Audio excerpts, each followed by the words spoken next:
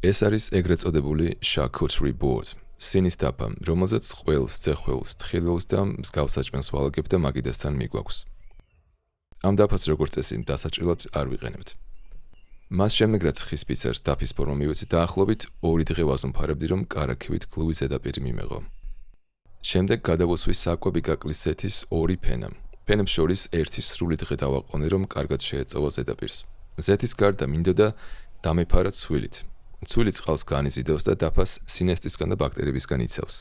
ვერც ერთ მაღაზიაში ვერ აღმოვაჩინე საკვებისთვის ვარგისი კომერციული ხის ცვილი, ამიტომ მე თვითონ დავამზადე.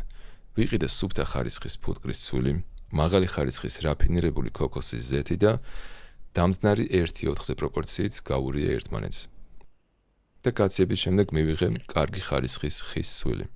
ცვილი ნაჭრით უნდა წაუსვა დაფას წრიული მოძრაობით, რომ კარგად გაჟდეს ხის ზედაპირზე. მანამდე დაფის ფენით გაცხელება ცვილს მარტივად წასმაში დაეხმარება. ამის შემდეგ ვტოვებთ 15-20 წუთი და მას შალი ნაჭრით ვაპრიალებთ. ინგლისურად უფრო ზუსტი შესატყვისია buffing. ამ დროს ნაჭერს ხის ხაზების იგივე გრეინის მიმართულებით უსვამთ. 1 ან 2 დღის შემდეგ ცვილი შრება და ვიღებ ზედაპირს, რომელსაც აქვს დელიკატური მბზინვარება და არა სიბრიალე, რბილი და სასიამოვნო შეხება და წყლის მიმართ გამძლეობა.